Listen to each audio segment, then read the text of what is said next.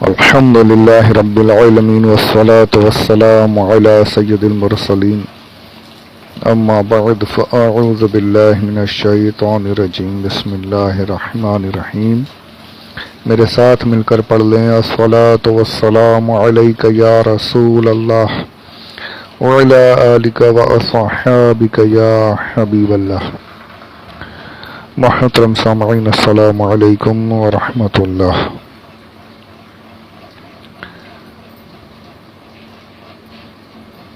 16 سفر المظفر 1443 ہجری 24 ستمبر 2021 یوم الجمعہ فرائیڈے۔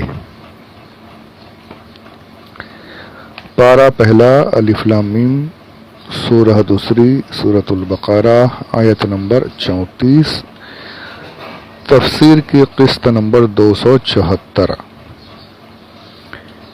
پچھلے آڈیو میں نے موسیٰ علیہ السلام سے ابلیس کی ملاقات کا واقعہ پیش کیا تھا، اور یہ حدیث پاک اس کا دوسرا حصہ، آگے کا حصہ باقی تھا۔ میں نے عرض کی تھی کہ میں آگے سناؤں گا انشاءاللہ،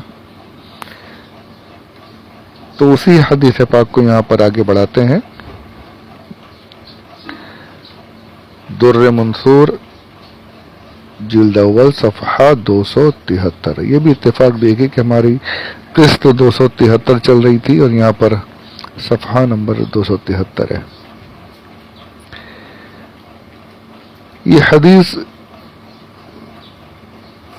حضرت امام جلال الدین سیوطی رحمۃ اللہ تعالی علیہ نے مقاید الشیطان کتاب سے نقل کی۔ حضرت ابن عمر عبداللہ ابن عمر رضی اللہ تعالی عنہما کے حوالے سے یہ حدیث ہے۔ تو ایک مسئلہ پہلے بیان کر دوں۔ حدیث پاک کے الفاظ اس طریقے سے ہیں: لقی ابلیس موسیٰ فقال یا موسیٰ انت الذی اصطفاک اللہ برسالتی۔ پہلے یہاں پر یہ دیکھنا ہے حضرت ابن عمر جو کہہ رہے ہیں لقیا ابلیس موسیٰ،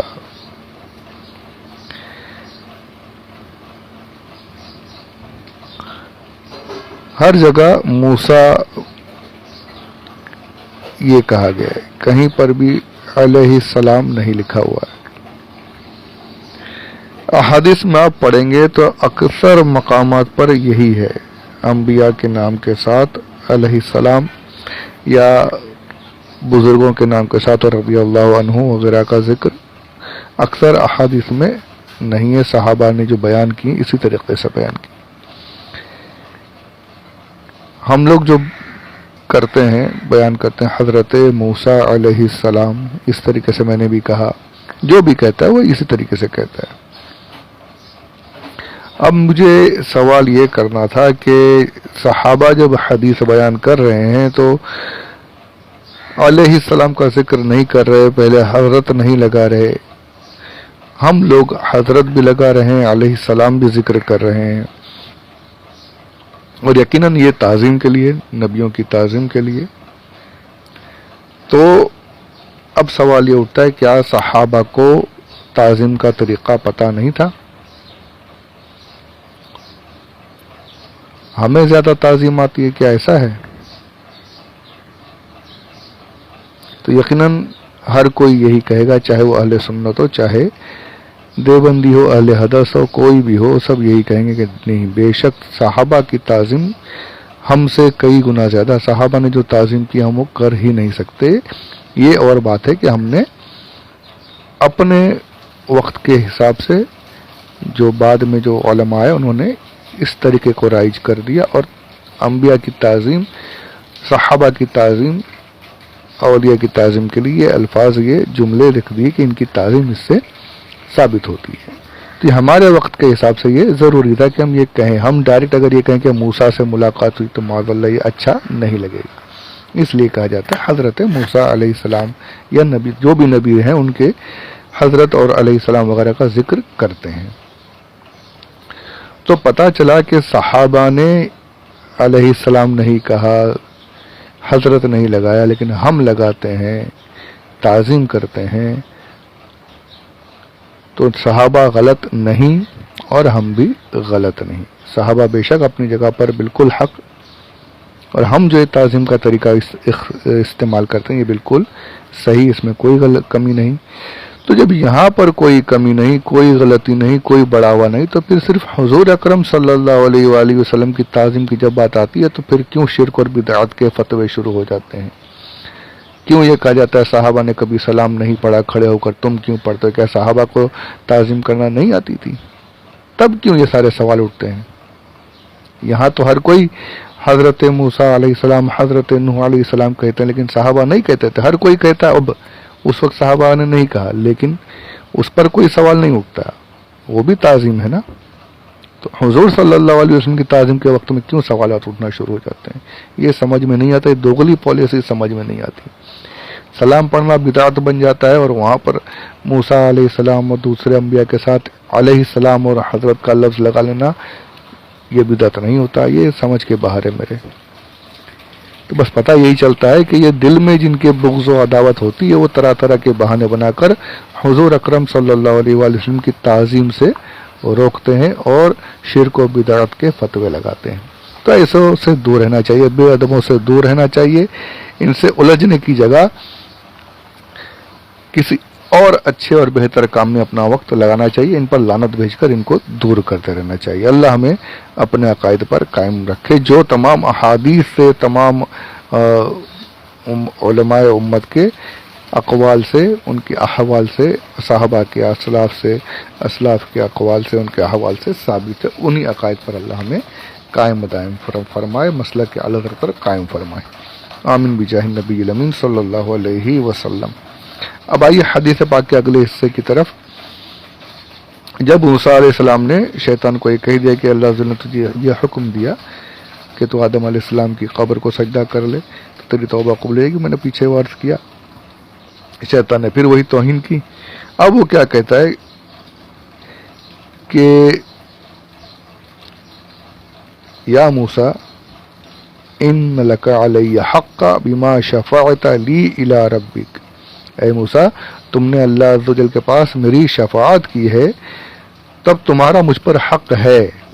تم نے میرا کام کیا ہے، تمہارا مجھ پر حق ہے. میں تمہیں اس حق کا جو مجھ پر حق ہے، میں تمہیں کچھ اس کا صلہ دیتا ہوں، کچھ بدلہ دینا چاہتا ہوں. تم نے میرا کام کیا ہے، میری شفاعت کی ہے، میری سفارش کی اللہ عز و جل کی بارگاہ میں، تو اس کا بدلہ تمہیں دیتا ہوں. اب بدلہ کیا دیتا ہے؟ وہ بڑی کام کی چیزیں اس نے بتائی ہیں. فَاذْكُرْنِي عِنْدَ ثَلَاثٍ لَأُهْلِكُكَ فِيهِنَّ. 3 وقتوں میں، 3 معاملوں میں، 3 موقعوں پر مجھ سے بہت ڈرنا. کیا کہہ رہا ہے شیطان؟ 3 موقع ایسے ہیں جن میں مجھ سے بہت ڈرنا، کیونکہ میں ان موقعوں پر تمہیں ضرور بہت تیزی کے ساتھ ہلاک کر دیتا ہوں، ضرور ہلاک کر دیتا ہوں. یہ موسیٰ علیہ السلام کے لیے نہیں ہے، یعنی تمام انسانوں کے بارے میں وہ کہہ رہا ہے کہ اپنے لوگوں کو یہ سکھا دیجئے. شیطان یوں، انبیاء پر شیطان کی کیا چلنے والی ہے؟ انبیاء سے تو یہ پناہ مانگتا ہے خود. یہ ان کو کیا بہکائے گا؟ انبیاء کو تو یہ بہکا نہیں سکتا. ان کی امتوں کو اور قیامت تک آنے والے لوگوں کو. اب یہ لوگ کہہ رہے ہیں، اس میں صرف یہ نہیں کہ مسلمان، یہ آپ کہیں بھی دیکھ لیجیے، یہ 3 باتیں جو اس نے بتائی ہیں نا، یہ ہر جگہ موجود ہے، پر خاص طور پر مسلمانوں کو اس پر عمل کرنا چاہیے. تو 3 باتیں کیا ہے؟ پہلی بات وہ کہتا ہے جب تمہیں غصہ آئے تو مجھ سے ڈرنا. جب غضب کی حالت میں ہو، بہت زیادہ غصہ ہے، تو مجھ سے ڈرنا. کیونکہ جب تمہیں غصہ آتا ہے، لوگوں کو جب غصہ آتا ہے تو میں ان کی رگوں میں خون کی طرح سے دوڑتا ہوں. یعنی اب خون نہیں دوڑتا، میں دوڑتا ہوں. تو اب یہ غصے کی جو حالت ہوتی ہے نا، اس کو تو پھر اس پر تو اچھا خاصا ایک بہت طویل بیان کیا جا سکتا ہے کہ غصے کی حالت میں انسان وہ حرکتیں کر جاتا ہے جو ہم سوچ بھی نہیں سکتے. یعنی بالکل سوائے نقصان کے اور کچھ نہیں کرتے. غصے میں انسان سوائے نقصان کے اور کچھ نہیں کرتا. مار دھاڑ، گالی، شروعات گالی گلوچ سے ہوتی ہے. گالیاں دیتے ہوئے، یہ سب کو غصہ، یعنی ایسا نہیں کہ میں بچا ہوا ہوں بہت کنٹرول ہے، سب اپنی بھی حالت بہت بری ہے، اور غصے میں بے قابو ہو جانا یہ بالکل سب کے ساتھ ظاہر ہے، اللہ بچا کر کے، کیونکہ ہوتا، اب اس کو غور سے اگر دیکھیں، ذرا غور کریں تو پھر بالکل صاف نظر آئے گا کہ شیطان ہی دوڑ رہا ہے ہمارے بدن میں، غصے میں دل کا تیزی سے دھڑکنا، رگوں کا پھڑکنا، ہاتھ پیر کنٹرول میں نہیں ہونا، پھر گالیوں سے شروعات ہو کر کے پھر مار دھاڑ سب کچھ اس میں، پھر کہیں کہ تو یہ بھی ہوتا ہے میاں بیوی میں بات ہوتے ہوتے ذرا سی دیر میں غصہ چڑھ جاتا ہے، پھر طلاق تک نوبت آ جاتی، طلاق دے دیتے ہیں، پھر وہ روتے بیٹھتے، پھر بھاگتے ہیں مفتیوں کے پاس کہ طلاق دے دی، 3 ہو گئی، میں غصے میں تھا، یہ تھا وہ تھا، وہ سب بیکار کے بہانے۔ تو یہ غصے میں انسان کو شیطان برباد کر دیتا ہے۔ کہیں ایک بزرگ کا قول پڑا تھا کہ بہت اچھلتا ہے، غصے میں بہت اچھلتا ہے، اگر اللہ سے ڈر کہیں ایسا نہ ہو کہ تیری اگلی اچھال تجھے جہنم میں ڈال دے۔ تو یہ ہوتا ہے غصے میں انسان، نہ بولنے پر کنٹرول، نہ ہاتھوں پر کنٹرول، بالکل اللہ جسے توفیق عطا فرمائے، اللہ ہمارے غصوں کو قابو میں کر دے، یہ دعا کرنی چاہیے، میں بھی کرتا ہوں، پر بہت مشکل ہے غصے پر کنٹرول، بہت ہی مشکل ہے، ذرا دیر میں انسان کہاں سے کہاں پہنچ جاتا ہے۔ حدیث میں اس کے طریقے بھی بتائیں، پر اب کہاں موقع دیتا ہے شیطان، وہ تو ابھی ان پر اگر عمل کر لیا جائے ان طریقوں پر تو شاید غصہ ہم کنٹرول کر سکے۔ فرمایا کہ اگر غصہ آ جائے تو وضو کر لو، کہ یہ غصہ آگ ہے، پانی اس کو ٹھنڈا کر دے گا، کھڑے ہو تو بیٹھ جاؤ، بیٹھے ہو تو زمین لیٹ جائے، نہیں بالکل زمین سے چپک جاؤ، کہ زمین میں عاجزی ہے، تم بھی اگر زمین سے چپک جاؤ گے تو عاجزی آ جائے گی، غصہ تمہارا اتر جائے گا۔ بہت سی یہ سب احادیث میں طریقے بتائیں، پر وہ شیطان، اب اس میں کنٹرول ہونے کی بات ہے، اتنا آسان نہیں ہے یہ سب۔ احادیث کے طریقے تو بہت پیارے ہیں، بہت صحیح، بالکل مجرب ہیں، لیکن ہم کہاں کر پاتے ہیں یار، یہ ہے نا، وہ شیطان نے کہہ ہی دیا کہ غصے میں خون کی جگہ شیطان دوڑتا ہے، جیسے خون دوڑتا ہے رگوں میں، اس طریقے سے شیطان دوڑتا ہے، اور پھر حرکتیں کراتے جاتا ہے، پھر اتنے وہ باتیں کرا دیتا ہے کہ بس پھر بعد میں جیسے کچھ دیر جب اتر جائے تو پھر پشیمانی ہوتی ہے، بہت پشیمانی ہوتی ہے۔ تو آدمی تو وہ کہ جو غصہ جو پہلے تو غصہ کرے ہی نہیں، اگر ہو گیا اور باتیں ہو گئی تو پھر غصہ اترنے کے بعد فوراً معافی مانگ لے، جن کے ساتھ حرکتیں ہوئی ہے کہ بھائی غصے میں ساری حرکتیں ہو گئی، معاف کر دینا۔ معافی مانگنے سے کوئی چھوٹا نہیں ہوتا، سامنے والا انشاءاللہ خوش ہو گیا، معاف کر دیا، تو جو ہمارے ساتھ ہم نے اس کے ساتھ ظلم و زیادتیاں کر دیں، اللہ بھی معاف کر دے اگر وہ معاف کر دے گا تو، ورنہ غصے کے عالم میں تو پھر، اور غصہ پینے کو تو قرآن پاک میں بھی بہت، واللہ یحب اس طریقے سے الفاظ ہیں کچھ کہ غصہ پینے والوں کو اللہ پسند فرماتا ہے۔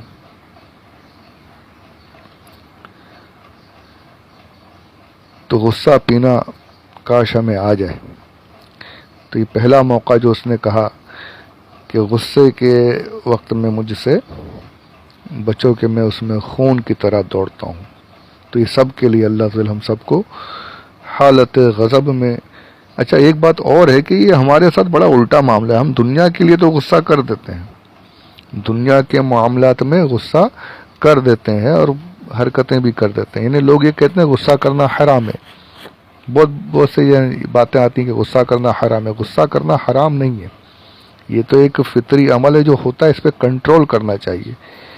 تو دنیاوی معاملات میں اگر ہم کنٹرول کر دیں تو بہت بڑی بات ہے، تو ہم کیا کرتے ہیں یہاں پر کنٹرول نہیں کرتے اور آپے سے باہر ہو جاتے ہیں اور حرکتیں کر دیتے ہیں، جھگڑے فساد سب کر دیتے ہیں، لیکن جہاں پر کنٹرول نہیں کرنا چاہیے وہ ہم کنٹرول کر لیتے ہیں۔ اب جیسے کہ کوئی ہمارے سامنے ہمارے آقا صلی اللہ علیہ وآلہ وسلم کے بارے میں گستاخیاں کرے، ہم وہاں کنٹرول کرتے، ارے نہیں یار یہاں کچھ بولوں گا تو جھگڑا ہو جائے گا، وہاں ہم کنٹرول نہیں، وہاں ڈر آ جاتا ہے، ہم کو ہمارے اندر ڈر آتا ہے، جہاں غصہ کرنا چاہیے وہاں غصہ نہیں کرتے، جہاں دین کی باتوں میں ہمیں غصہ نہیں آتا، یہ ہماری دینی حمیت مر چکی ہے، ہماری اولاد نماز نہیں پڑھتی، ہم ان پر غصہ نہیں کرتے، ڈانٹتے نہیں، مارتے نہیں، وہاں تو غصہ کرنا ثواب کا کام ہے، रिवायतों में ये भी है कि बच्चों को बचपन से नमाज की आदत डालो, 7 साल के डांटो, 7 से सब बढ़ जाए 9 से के हो जाए तो मारो, मार कर नमाज पढ़ाओ। वो गुस्सा हमें आता ही नहीं। स्कूल ना जाने पर हमें गुस्सा आता है, मारते हैं, लेकिन अगर नमाज नहीं पढ़ रहा हमें गुस्सा, हम खुद नहीं पढ़ते तो बच्चों को क्या बताएंगे। तो दीन के लिए गुस्सा करना वो सवाब का काम है, वो हम करते नहीं। बेहुरमतियां हो रही हैं दीन की बातों में, कोई बकवास कर रहा है हमारे सामने, हम खामोश हैं, वहाँ गुस्सा नहीं आता। तो ये हमारी दीनी हमीयत मर चुकी है। अल्लाह हमें दीन के लिए गुस्सा करने वाला बना है। अब गुस्से में ये नहीं कि अब सीधा उसे मार तोड़, ये है कि समझाने की कोशिश करें। अगर चलती है हाथ से, अगर कर सकते हैं तो हाथ से करने की भी इजाज़त है जहाँ पर अपनी चलती है, नहीं तो कम से कम ज़बान से डांट डपट करके कर दीजिए। बुराई को रोकिए, नेकी की दावत दीजिए। जहाँ गुस्सा करना है वहाँ तो हम नहीं करते, जहाँ नहीं, जहाँ पीने का हुक्म है वहाँ पर नहीं, वहाँ तो खूब, वहाँ पर गुस्सा नहीं करेंगे तो पता कैसे चलेगा कि हम क्या हैं।